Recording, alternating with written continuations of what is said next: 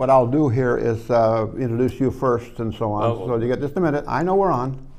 And introduce you first to talk about it.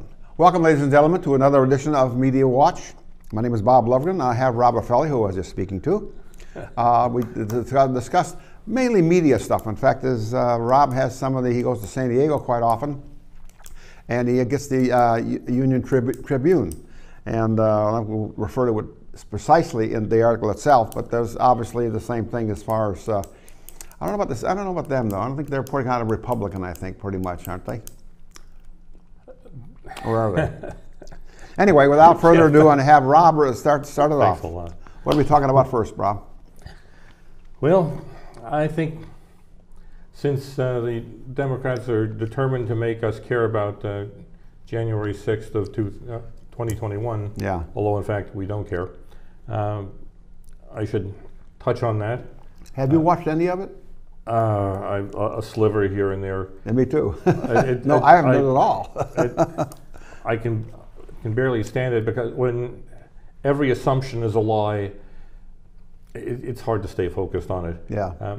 So Donald Trump's guilt and the guilt at a horrible and high and treasonous level is assumed, dripping off of every question. And I look at that and I think, God, if this was a trial, you'd all get thrown out because nobody's introduced any evidence worth a darn. Yeah. So, and I think you told me before that show that nobody's sworn in there? oh, well, Are they? I think you might have misinterpreted me. I think they may have, people who they call as witnesses who they're probably sworn. I don't know, but I know that the representatives, they'll give a spiel for several minutes and they'll say, Donald Trump did this and Donald Trump did that, and they introduce no evidence and they're not sworn. Yeah. And everybody knows that. Right? If you found out that a politician lied, would you be shocked, surprised? It's sort of what they do. Yeah, so much lying as it is that they tell half truths, or they don't tell you all the facts. They might lead you to believe something that maybe even they don't believe. Right. So I watch Liz Cheney, for instance, and I find myself thinking so many things about the connection between her and her dad. You may remember that Democrats absolutely despised her father, Dick Cheney. Yeah. And he was the vice president for George W. Bush. 8 years. So that would be from 2001 through January 2009. And they, in fact, people referred to it because they said that George W. Bush was not as competent. They called that the Cheney presidency. Yeah, that's right. Which actually, that gave me the inspiration to refer to the Obama years as the Jarrett presidency after Valerie Jarrett, his chief of staff. Oh yeah, yeah. So anyway, it's all been. Well, I think, and that's what we're going to talk about Biden, who's running that show. We'll have to. We'll save that for later. Later as we try to probe and figure out who or what actually runs the executive branch. Right. But actually, I'm going to digress again because that struck me that Biden has said, this is something that I didn't jot down for our conversation topics, but he said that if Roe v. Wade is overturned, that he was going to declare a national health emergency. Now, seeing as all this would mean would be the states rule, and of course lots of the states are going to allow abortion exactly as before, and very, very few, possibly none, are going to ban it entirely, but they'll put some restrictions on how soon it has to be done before you start saying, this is uncomfortably like a baby that you shouldn't kill. Well, since you introduced that topic, I'll get throw out a thought here. This may be the great growth industry for the state of California, because now there's no restriction on getting abortion, right? Sure. So guess what? You can come. It's like Reno, Nevada used to be like the divorce capital of the world. Yes. But you had to live there for six weeks in Reno, Nevada at the right, and they had time. lots of short-term rentals springing up for that very purpose. Yeah, and the elite and the movie stars of the time all ended up there because they wanted to get a divorce, and it would become active as far as the rest of the country is concerned. Well, the same thing is true in this abortion thing. It says they're not a blit. We can get into a whole topic about that, but no, they're not the bill that the case, in fact, that's before the Supreme Court right now. According to what the brief the release was and so on, it said that let the states decide who can get an abortion in the state or not. That's true. Let's face it. You always talk about the United States of America is. It isn't is. It's are. There's a group of 50 states, and you can go to any state in the union. They have different speed limits. They have different standards of all kinds, taxes, sales tax, so on. That they have things that no other state has, or different states have, and so on. That does not eliminate abortion. In fact, it'll only be restricted probably in a few states, as you already said. Yeah, and how much it's restricted, it all depends on where, and that's really a matter of the populace of that state and who they're electing as legislators. Yeah. And of course, what this does is it returns us to what we'd call the status quo ante. This is the way it was before Roe v. Wade. The states were more liberal or less liberal on abortion, depending on which state you were in, and all of them have become much more liberal since. But exactly. But if it goes back to the states aren't going to be go back to what it was when Roe v. Wade was said. Let's face it, a lot of the states, as you say, are going to be much more liberal than they would have been. It's changed. Sure, it's not going to go back to 1973. Right. So what I wanted to mention though about when this was, because I saw Biden was saying, well, we'll declare a national state of a health emergency. First of all, I don't know what the heck that is, but it sounds an awful lot like saying, I'm going to rule by decree instead of... Isn't he already? Kind of, yeah. But the idea that, remember this, we talked about losing our democracy? Mm-hmm. Well, if all, let's say if the duly appointed and duly elected judges and representatives do their work and pass their laws and rule on them, and then the president comes along and says, no, this is an emergency, I'm not doing it that way. Yeah. Then haven't you lost your democracy? And what would he do? But let's face it, there may be an emergency, because if they did roll it back, Roe versus Wade, of course it'll always be coming out there. Nobody can get an abortion in this country. No woman can get an abortion in this country, and that's just not true. But if they did do it, things will start burning all over the world. And Kavanaugh, look what happened to Kavanaugh. Oh, yeah, they're out to kill him.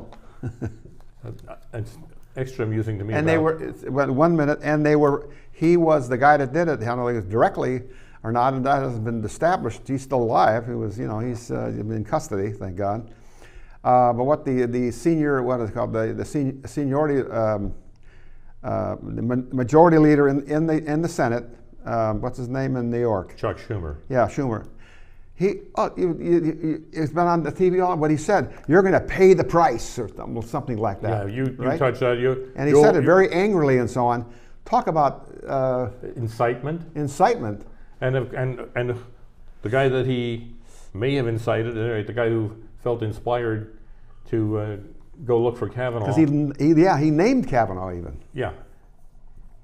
The would-be assassin drove from California to Washington. And of course, he drove because it's reasonably hard to get a gun on a plane. Yeah. And by the way, I am very impressed that he spoke with his sister on the phone when he was basically outside and ready to see if he could gain entrance to Kavanaugh's home, and his sister talked him out of it, and his sister literally got him to call 911 and turn himself in. And I am impressed with that, and it tells me that this person was very disturbed to the point of being homicidal, and yet in some way reachable. I heard though that he was kind of stopped at the door because there was 2 security guards or two people from the somewhere were there already. I don't know. Watching, and that's what I heard and so on. So that probably was a little bit. That would be daunting. Yeah, he had to get by those 2 guys to get in the house and so on. Yeah, but the very idea, and here's the majority leader in the United States Senate, and he was very. You saw it. You've seen it many times. I did. He was very, very mad about the whole thing. He was encouraging to guys like that. He was communicating his anger. Yeah. It was not just, I'm angry, I want you to be angry. Yeah. And I think that's a bad look. I think it's very, it's not suitable for the majority leader of the Senate. Yeah. And it certainly, as he was essentially threatening a member of a co-equal branch of the U.S. government, Supreme Court. And you're going to pay the price. Do we see Supreme Court justices saying, you know, Newt Gingrich, Nancy Pelosi, whatever, you're going to pay the price? Yeah.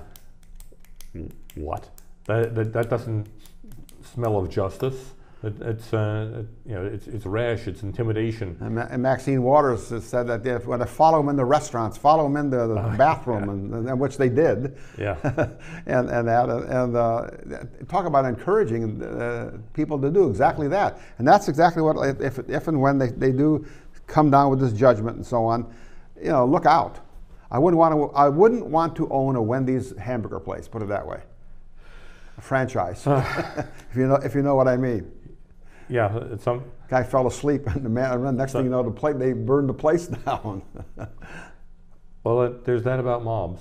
Mobs are unthinking, and I don't. You know, what is the reaction of the person who's the potential victim supposed to be? I mean, you're looking at a mob, and certainly, you don't think, wow, everybody in this mob should be killed. On the other hand, the people who are throwing themselves at you and trying to kill you, you might be thinking, maybe these. Yeah, it is. I'm glad I want to. My parents actually gave me a little talk way back, like before I was ready to go out and do anything. Yeah. And it was, stay away from crowds that are unruly. Yeah, exactly. They said, you can get trampled, you can get involved in doing something that'll be horrible, or you may get yourself blasted for being part of the mob. So they said, stay out of the mob. Yeah. And I thought that turned out to be excellent advice. I have to tell you this. It reminds me. I was out in Isla Vista here. Was it yesterday? I guess it was. And all this stuff had been happening. You know, with this people, parties, and so on and so forth. And I went in and warned the girls. A couple of places, the girls, especially the ones who live right on the beach there. I said, be careful who you let in. Let in your house or you see and so on. Then I walked around later on. I walked around outside on the park next door, and here was a guy that was obviously a homeless guy. Mm-hmm. He had a little fire going, and he was, obviously was, could have been a danger. And there's a gate there to go right into the property, and their door was right there. I just, that's what it is today. It's really tough to go to places and so on. You don't know who's go to bars and that. And somebody gets, excuse my language, pissed off about not being served or something. Like next thing you know, he comes back with AK-47 and wastes everybody. And it was like that guy with the schools, that kind of thing. I think actually, I have a thought here. I think a lot of it, they blame the gun. People have guns, there's guns and so on, and then the mental health and so on. I'll give you a little bit different twist. It's the fault of the media. They put the guy name in the paper. They interview him. They interview all the people that knew the guy. We couldn't believe what he could do, and so on and so forth. And next thing you know, the guy gets a book deal and a movie deal. There's a guy in Norway that killed over 100 kids on an island there. I remember. He did a book deal and a movie deal, and he's in prison today. I don't know if he's going to get released or not. Well, I don't think he'll ever be released, but hopefully not. They make him famous. How many times have you seen, in fact, that this guy that went out and killed a bunch of people, like that high school up in Colorado, whatever it was, and so on. Remember the name of that? where the kids dressed in black, they went and shot a bunch of people. Klebold and I can't remember. Yeah, whatever. And that's happened many times. He went into his room, and their room and so on, and here he had all the clippings of a previous killing. They wanted to be famous. Yeah, some of those guys, they literally... And the press made them famous. Yeah, some of them have, you know, a wall, a shrine to the people they hope to top. Right. I talk about a... They're just as at fault as anybody. I think that media has, you know, they want to sell pillows. Leads. You know, they say, you know, if it leads, it leads. People will tune into something gory. Yeah. You want to be able to say that more people are dead. You want to be able to mention the severed arm. Yeah. Or, you know, whatever it is that is going to put a hook into people's consciousness so that they will watch through the next commercial. So it's kind of irritating. We've kind of gone over all these different things at the same time, but that's okay. That's fine. We'll get back to it. That's my job. The January 6th. Let's go back to that, sure. Somewhat at least, and so on. And you already said that it's a show basically, and they really have they get the big screen up there, and it's like a Hollywood production basically. There's a reason for that. They hired a Hollywood producer. They did, really? Literally, I mean, the guy was a big Democrat, big supporter of the whole theme, but they actually hired it produced. If you're wondering why the production values are good, that's why. That's why. And they had the money to spend to do it too. Yours and mine. Yeah. Yes, they did. Oh yeah. Anyway, sure.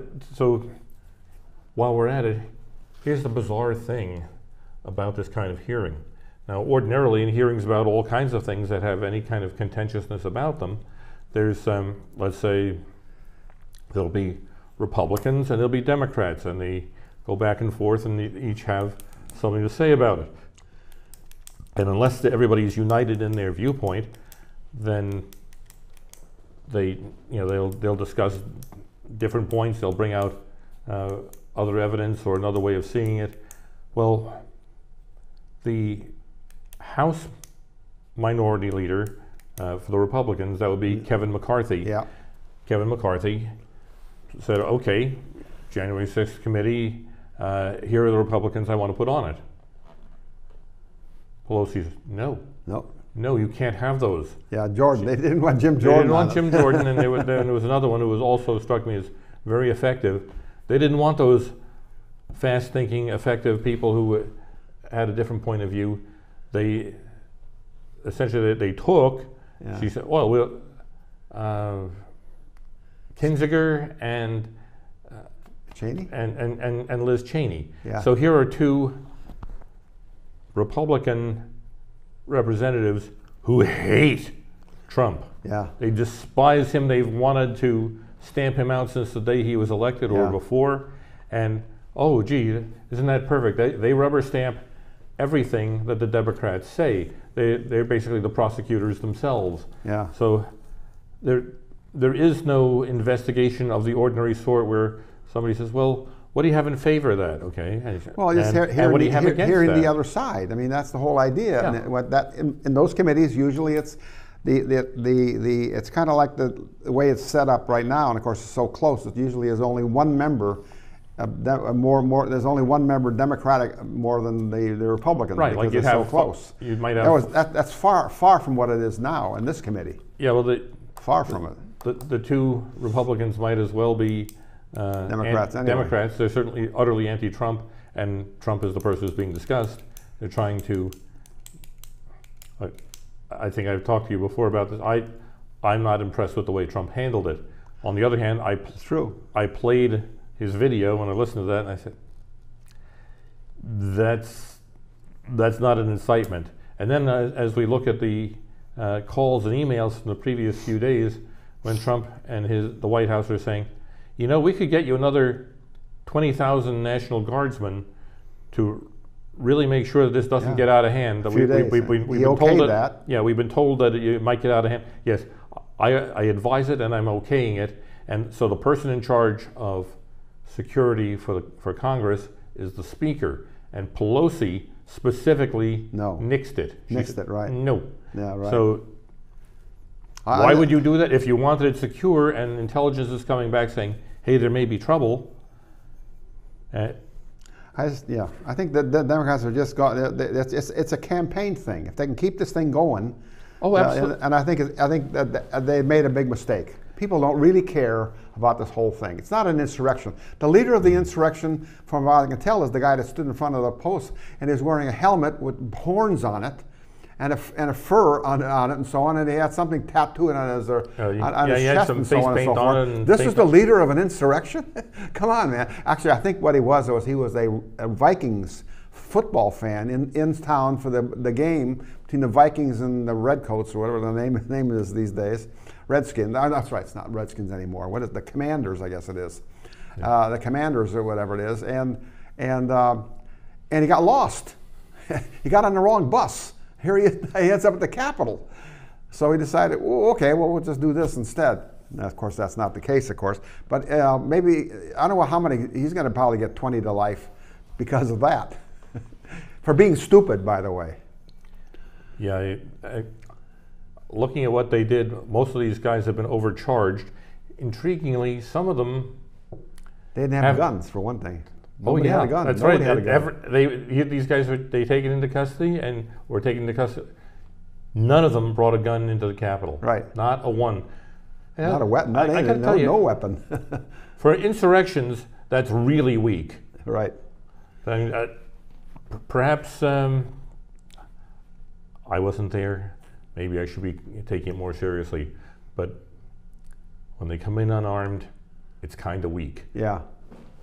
And you see some of that, all they do is standing around, most of them, just sort of looking at things, they're looking things over. There are people who are doing some breaking. Yeah. And there are some things got really trashed. Yeah. But we can also see from the tapes, some of the people are basically, like you say, they're tourists. Some of them, not only they're wandering around, a lot of them are staying behind the velvet ropes. So that's not much of an insurrection. And then there were some troublemakers, and I don't like troublemakers any more than the rest of you. Yeah. So and you know, some of those turned out to be FBI plants. Yeah, right. Specifically, there's a guy named Roy Epps. We identified him. I remember that name. Yeah. And Epps is one of the people who's, you know, shouting to do more and go get it. You know, so he's agitating. He's not arrested, and he turns out to be on the FBI payroll. What does it mean? I can't tell you. Yeah, right. Not because it's secret. And they will not let anybody testify to that kind of stuff, will they? No. They don't. You know, we know about that, but not through the investigation that Pelosi has. No, but they act like there aren't, you know, 500 cameras in people's phones everywhere. There is a big crowd. They act like we're never going to find out. You know, we did. But Pelosi also would not release the video. See, the Capitol has security cameras. Oh, Capitol has a lot of security cameras. Right. There are thousands and thousands of minutes of footage that cover all of that stuff from almost every angle. Right. And tape was rolling. And this is the sort of thing where I look and I say, suppose there's 10,000 minutes. Well, you know, there's probably 10 million people who are interested. Yeah. Even if it's only 4 million, and say, release it, we divide it up, and we would have you a consistent, perfect timeline, you know, in a week. So, but unfortunately, that might actually tell the real story, and the real story may... See, I was going to tell you, as you mentioned, this is being dragged out. Yes, it is. Government solves nothing. It always wants to run, you know, whatever the problem is. Well, they want to run on that next time too. Yeah. So they better not solve it. And now, in this case, since they want to, presumably in November, make a lot out of the January 6th goings on. Yeah. They don't want this solved. They don't want this completely understood, the perps correctly labeled and understood, the people who weren't perps, maybe a little slap on the wrist, yeah, you really didn't belong there. They don't want to sort anything out. Mm-hmm. They benefit from the chaos. They benefit from you not knowing. They could have solved this and known everything about everyone months ago. Yeah. That's not the purpose. The purpose is political theater. They keep hearing all the time about this is a threat to democracy. You think this January 6th thing was a threat? I'll give you my own thought, but first of all, do you think this was a real threat to democracy? Democracy as we know it, whatever that means. Here in the States, yeah. I'd have to say no. There wasn't going. Nobody was going to miss a single election. Right. Nobody. I mean, let us suppose that the wildest things that have been asserted happened.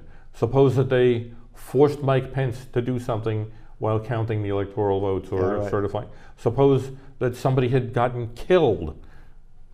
Horrible as that would be, and a representative or Pelosi or somebody like that. Or Pence. Yeah. Horrible as any of that would be, this is a country of 330 million people, all of whom are replaceable. And, look, in the 1860s, the United States held elections during the Civil War. Yeah, right. If you think that we can't carry on a democracy when there's been a messy riot or two, right? However unpleasant, and yes, it's unpleasant. It's not a threat to democracy. It's not a threat. It's more a threat to everybody out here who'd like to keep their freedom when people can wave this around and say, "Look at this, we have to have more restrictions." Yeah. Insurrection, all that stuff. Yeah, since you bring it up, I'll talk about Lincoln. He was elected in 1860 as a Republican. Mm-hmm. And then, of course, there was the congressional elections in 1862. And at that point, it was a little, they weren't too sure about, the Union wasn't doing very well. For sure wasn't doing very well. And so the House races were held, and he lost a lot of seats, but not just barely enough that he could still hang on to the House seats and so on. And then, of course, in 64, he was that. And by the way, when he ran as president in 1864, he did not run as a Republican, although they were there. It was the Union Party. So it connected up the Democrats who had gone, who had stayed with where the Southerners or whatever, especially the Tennessee and Kentucky states like that, the border states. They went ahead and they stayed with the Union, so they became part of the Union Party. Mm-hmm. And of course, Lincoln was reelected in 1864 too. But that, like I say, as you indicated, that elections took place anyway. We had elections in 1942, and we were losing to World War II. But FDR lost a few seats and so on. He was the president, but he got them back in 44 when the war it turned around, and that goes on and on. Wilson. He got elected in 1916 that he says, keep us out of war. And the next year, we were in. We were in the war after that and so on. So you talk about insurrections and so on. Yeah, this United States has had a lot of things. The Whiskey Rebellion, right after the country became united in the United States. It was the Whiskey Rebellion. Nobody really died. But it was, by the way, it was about a tax on whiskey that they wanted to do, which was unsuccessful as it turned out. And by the way, do you know why these guys are, they were making all this whiskey? It turned out that we had farmers who were way out in western Pennsylvania, and they were growing crops. They needed to get them to market, and they would rot frequently on the way to market. Or you could make whiskey out of them, and whiskey keeps. Yeah, right. And they could sell that. Yeah. And furthermore, they could put it on boats and send it down the river. Yeah. So suddenly, they think that they're saving their asses by finding another way to market their corn. Yeah. And they slap a tax on the whiskey, but not on the corn. Yeah. They say, but the corn rots and the whiskey doesn't. Yeah. What are you doing to me? So I'm not saying there should be a whiskey rebellion, but I got to tell you, one of my favorite alternate timeline science fiction stories involves the Whiskey Rebellion succeeding and Washington getting shot dead. Well, he actually went out during the Whiskey Rebellion. He actually went out with the troops that tried to put it down.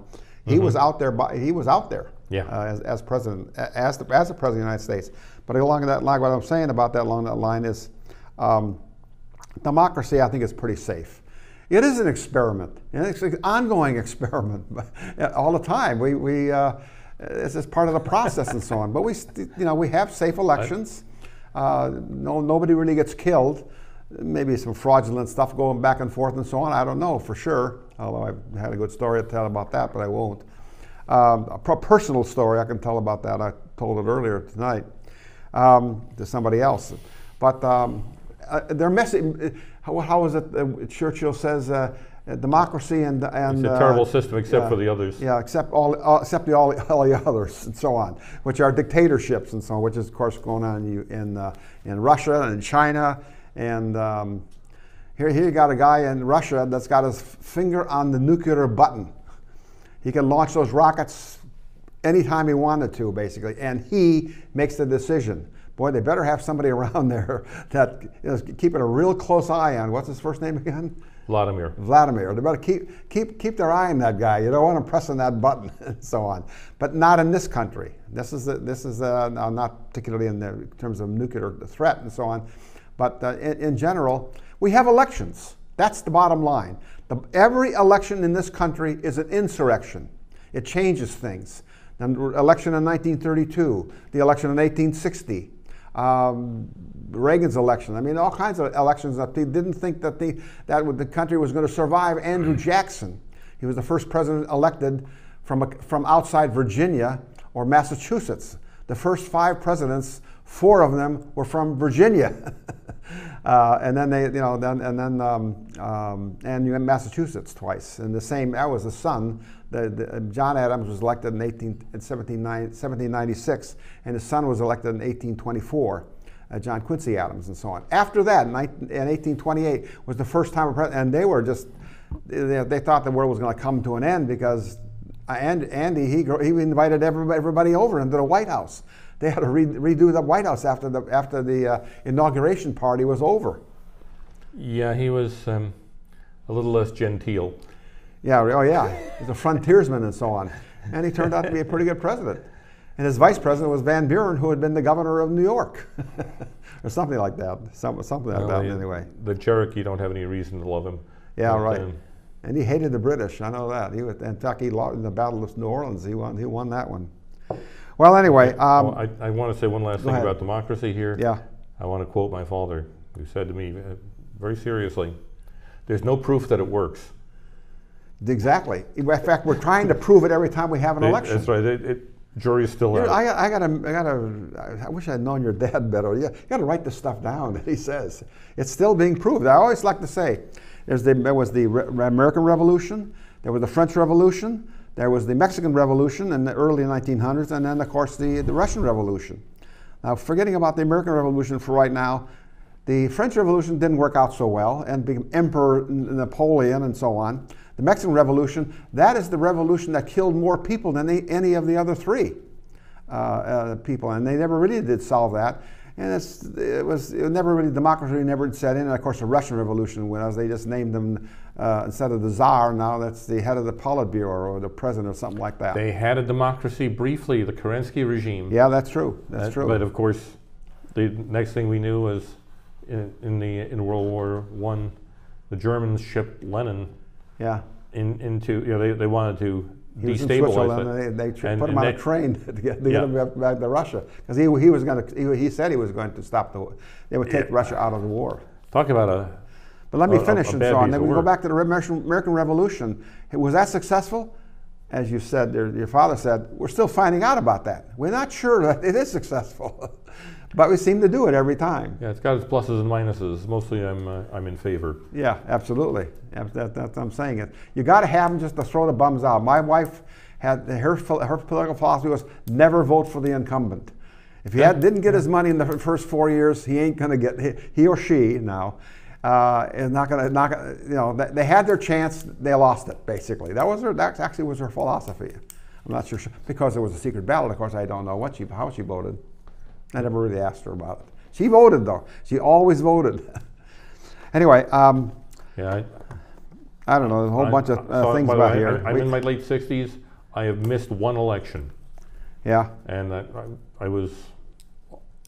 just wasn't able to get to the polls. But you're the one that told me you had the right to not to vote too. Oh, you're telling me that you voted in every election except one. And I intended to vote in that one, didn't make it. Yeah. Okay, there you go. That was your excuse. All right. But I forgive you that. Although I think that one thing that I think everyone should do is when you see something on the ballot that you don't understand, and certainly I've looked at some things and said, I don't know what the issues of these are, or I don't know any of these three candidates. Yeah. And sometimes I leave those blank. So that's not voting on part of it. Yeah. But I think that in general, I would rather that issues were decided by people who are paying attention and care. That's true. Yeah, you got a point there. Because some of these things, propositions, especially on the ballot and so on, it's your responsibility, I suppose, to go and find out exactly what they are. But of course, the propaganda that's around, who knows what what the lies are and are for those and so on, and what the truth really is, and on some of this stuff and so on. You got it right. Yeah, like the current election for the governor, the one that elected Frenchie. Ended up getting the most votes, of course, and now he's going to face the one that got the second. But there was like 50 people on that list of people that were running for governor of the state of California. Yeah, so I'm happy to say that. I have no idea if most of them were, any of them were really. At least he'll be facing. I didn't vote for Frenchie though. I can tell you that. He'll be facing the guy that I voted for. Yeah. I don't know. We can talk about Biden. I don't know. I do want to kind of cover up this. Well, I said about the elections and so on. Oh, it's okay. Ukraine. We never even mentioned that. Where does that stand, do you think? It looks kind of stalematey, except the Russians seem to be bringing in the occasional nastier weapon. And one thing I've heard of, I just saw this today, and I don't know anything about it yet, is that they're using deadlier weapons. Like they're using an anti-ship missile, but inland. So oh really? Yeah. Mm-hmm. So I don't the know Russians what that is. are. Yeah, the Russians are. Yeah. Well, the Russians got some weapons. We got some weapons too. I mean, and not only is it, we're surprised to really hear, however, that Russia only has 130 million people in the country now, whereas this country is 330 million people alone, yeah. and that does, of course, then count NATO and all the other countries and so on that are part of NATO and so on, and they have weaponry. The Swedes, for example, have weaponry of unbelievable. Well, the drones that are flying, that are helping the Ukrainians, were made in Turkey by the Turkish president's son. Mm-hmm. He's the one that made those things, but I guess they're very effective. I think the Russians are really up against it, that kind of thing, Yeah, it looks like a miscalculation, and I would say that this is an indication that Putin is losing it. I've never thought well of him as a person. Yeah. He's an assassin. He's an ex-KGB. There's nothing likable about him. He's almost still a KGB, basically. Basically, yeah. But my point is that until like the last year, I would have sworn that he was competent. He could be a supervillain, right? A very bad person, but he struck me up until just recently as competent. Yeah. And in fact, I heard him in arguments with European leaders, and no, my Russian is much too rusty to make that stuff out. But better than mine. I don't know any words in yet about what I know. It's a good word to know. Anyway, but I would see the speeches that he made, and including responding to people on the fly, and he was very, very thoughtful, very on point, and even as I said, there's oodles I despise about him, but he's a Russian patriot, or at least he was. Once you start getting your country bogged down in a war it never needed, and getting your young people killed over something that never needed to happen, right. I'm starting to look at you less and less like a patriot, even as Hitler was not a patriot. Yeah, that's the same thing. Hitler was worse for Germany than anybody. They all are the epitome of the leader for the country. Germany is going to be great, and I'm going to be the leader. Russia is going to be great, and all the other stuff that goes with it. The guy in Venezuela. I mean, the list goes on and on. Democrats always see the dictators. Not Democrats. Dictators, although some of that's the case too.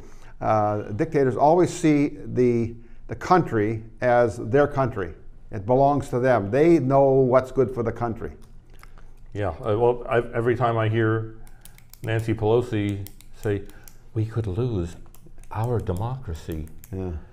and I think, I'm pretty sure that this democracy that she's talking about, she wasn't thinking of sharing with me. Yeah, right. Well, I think she was talking about she was going to lose the speakership.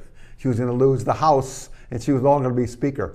And in fact, I would predict that she'll be elected now. She's running again for the office to be as a congresswoman, and she'll probably win. But if the Republicans take over the House and so on, Nancy will not only be the Speaker, she'll resign. She'll have to. She will not be the minority leader of the House anymore. Her day has passed and all that, on that stuff and so on. I would think you're right, but there's a certain amount of personal self-regard that I find kind of stunning. So I could imagine her hanging on just because it's her.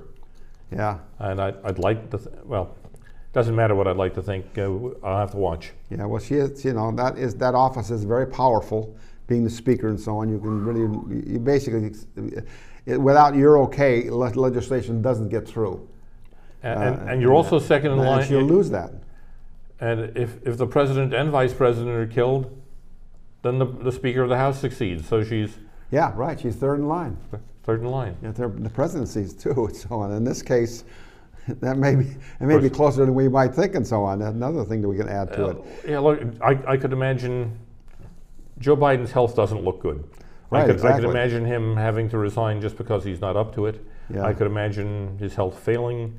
I don't wish that upon the guy, but I'm not wishing it on him either. It is what it is. In fact, this is what I thought I saw coming before the 2020 election. Right, exactly. I was very, very surprised that he was the nominee just on those grounds. I thought that cooler heads in the Democratic Party would have said, look, here's Elizabeth Warren. Yeah. She can talk like crazy, and she's alert. I mean, they had potential candidates who would have represented the view, and really were completely competent. Yeah. And it was clear to me that Biden didn't have that, so it was kind of shocking. I thought, really, you're going with Biden? I mean, just literally in the interest of the Democratic Party, it was hard to imagine. It kind of brings up a thought about the representation. There again, democracy is it's a moving animal all the time. It's always happening. There'll be right after this election coming up, they'll be right off to be talking about who's going to run for president in 2024. It's an ongoing process all the time. It's always going, always happening. But here's the thought here: minorities. The AOC, 6 members of what they call the squad. But they are in the majority. They are representatives in the majority of the House. If the Republicans take over, now you have a minority in a minority in the House and so on. Guess how much influence AOC is going to have then? Who's going to care what she has to say? There's nothing. She can't do anything about it. Nothing's going to get passed. She can't make demands on different things and so on. One thing I do want to ask you about gun control here. This new bill that because of the killings in wherever Uvalde, Texas, and Buffalo, and Buffalo, it came back to back almost, and so on. Mm-hmm. One of them was killed in the process, and one was not. Right, the Uvalde shooter was killed. The one in Buffalo was not. Yeah, was not right. But now they're going to pass legislation. Now I think I've seen it. What they wanted to pass is a bipartisan package, I guess, of some kind. They've actually gotten 10 Republicans. 10 Republican senators. To vote for closure on debate. That's important. You have to have 60 votes for the closing debate.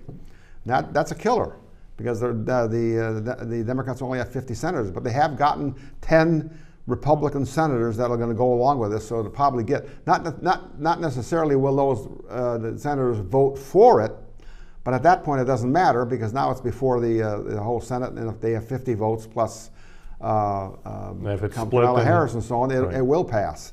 But again, they do have it the bipartisan, and I guess you're getting it from one side. You're getting it. Well, it's not enough, and the other side. I don't actually haven't heard anybody say it's too much and so on.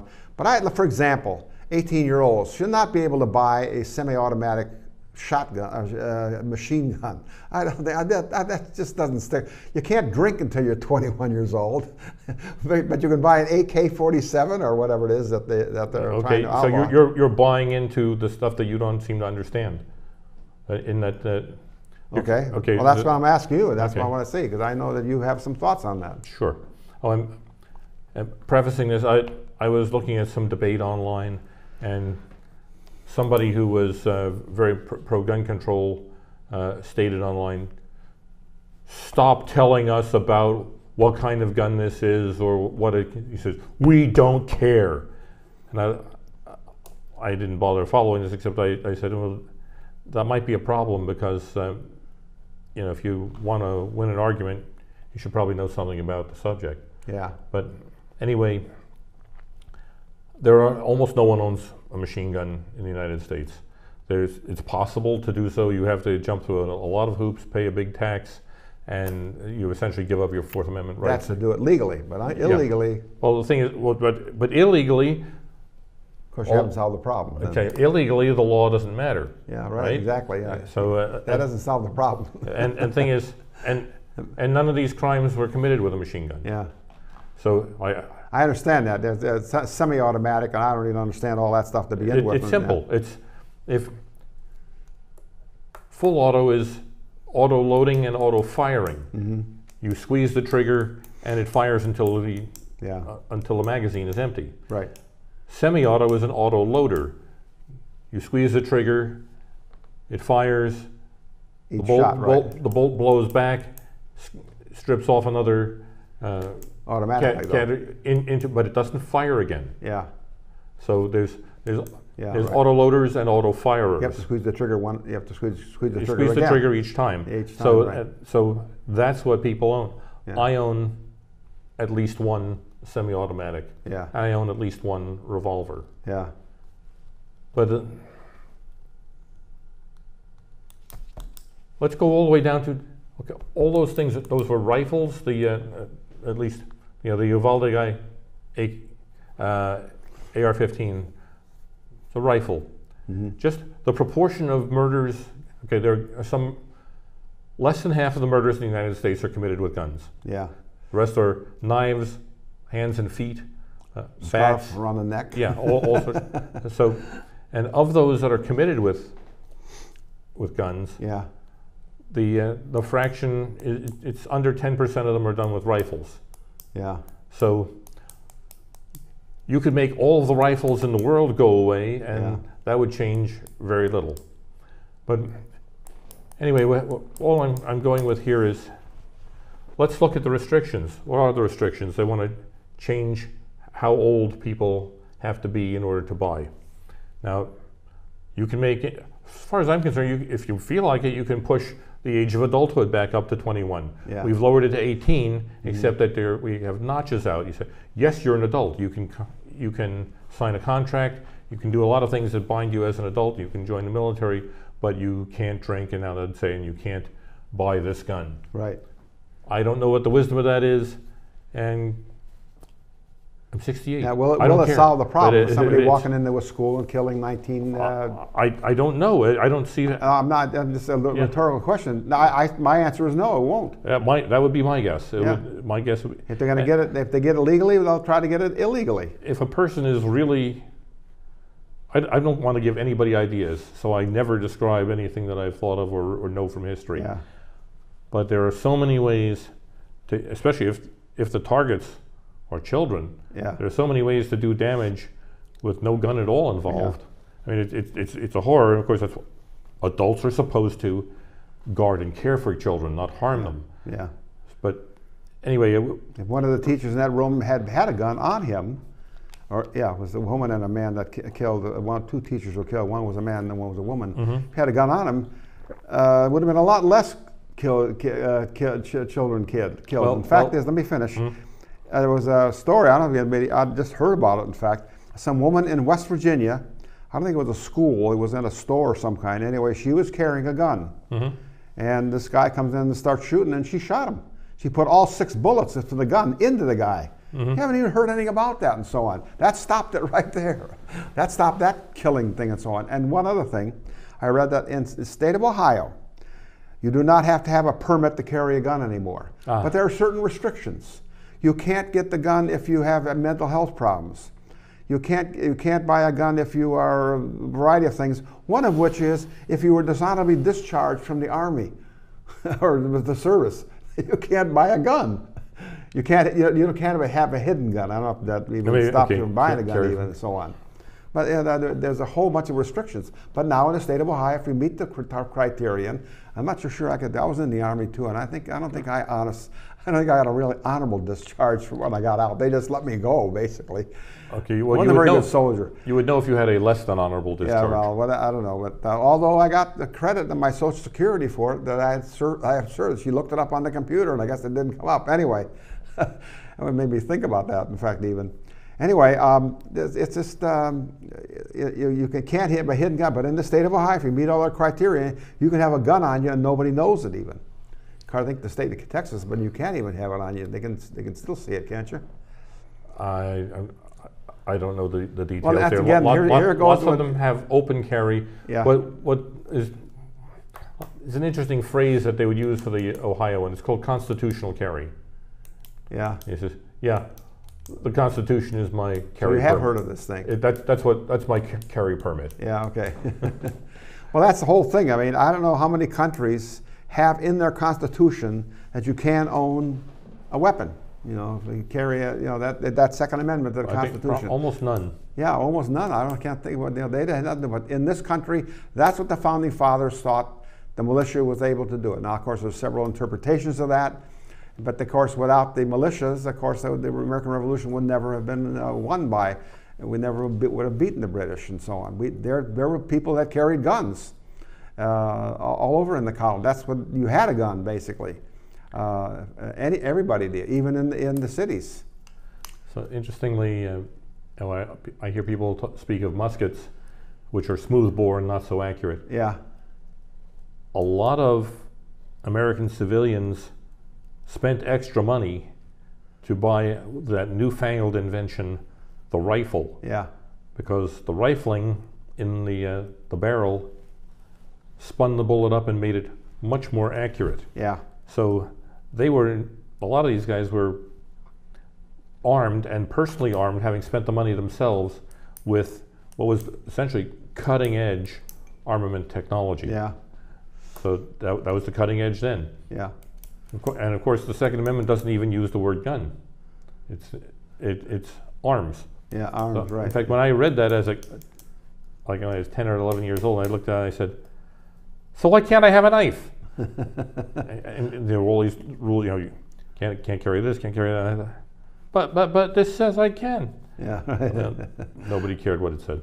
Yeah, well, that's okay, so let's touch it. One of the provisions is supposed to be what they call red flag laws. Yeah, okay. And red flag laws refer to the I court. disagree with that one. Go ahead. The court being able to say, are you confident enough? So so and so. There's a complaint about you. You smacked your girlfriend, or there's anyway. There'll be something that they say. I consider him a danger. Maybe you're a spouse or a relative says I consider him a danger, and I don't think you should have a gun. And they can come and take your gun when you have not committed a crime, and they won't sell you a gun. But then there's also supposed to be an adjudication process. Yeah. Just last year, red flag laws were ruled to be unconstitutional by the Supreme Court. Now, nobody seems to want to talk about it, but I'm sure that if they include this, it will get some discussion. Yeah. And one of them is maybe in the Supreme Court. One of them is supposed to be they say we want to ban high capacity magazines.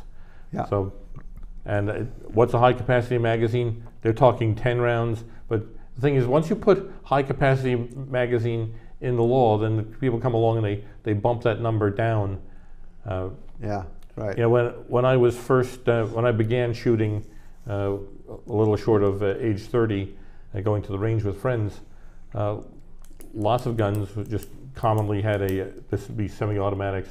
They would have a stack of, it would be a double stack. It would be a fatter handle, but it would hold 12 or 14 rounds. Yeah. And then they say, okay, it can only be 6 for some and 10 for other. Anyway, it tends to shrink. I'll follow the thought of Thomas Sowell, the economist, who says, how many rounds do you need to defend yourself?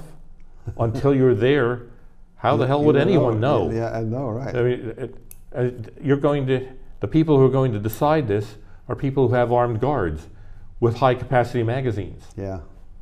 So, until you're facing it, what the heck do you know? Yeah. Yeah, that's the last thought there. Is you never really know when you're gonna. I think basically people need guns these days because there are people that do some crazy stuff, and again, it has to do with all the publicity that goes with it. I got a great meme that goes with this. I just have to say it. Okay, go ahead. You have no idea what day you're going to need a gun. That decision will not be made by you. That will be made by someone else for you. You will find out at the last second that you need the gun. Yeah, right. Exactly. So. You may not want to be too constrained. Remember that big thing in the Blue Bloods, Tom Selleck talks to a reporter and so on. When do you need it? And he goes, bang! Well, then bang, you're dead already.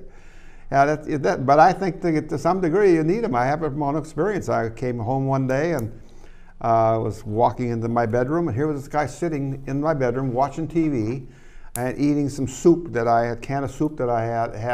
He'd been in the kitchen, obviously, and so on. And it was 9 o'clock at night, not 10 o'clock at night, and so on.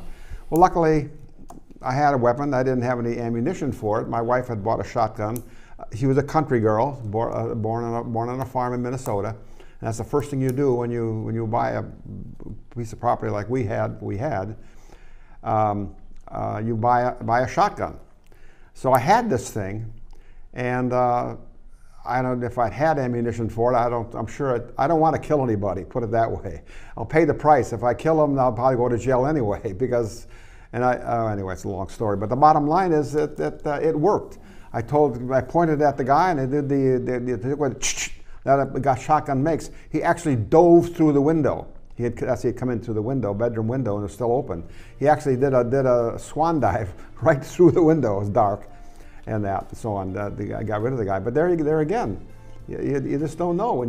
These days, it's really tough. And you took advantage of the beauty of a pump-action shotgun. Yeah, right. The sound. Just the sound of the action makes a person think, I could get hurt here. Yeah. Anyway, we only quit a short show here. By the way, as Rob always and I always do, we do this show pretty much whenever we get together. Basically, we talk about cow politics. That's why we decided to do the show.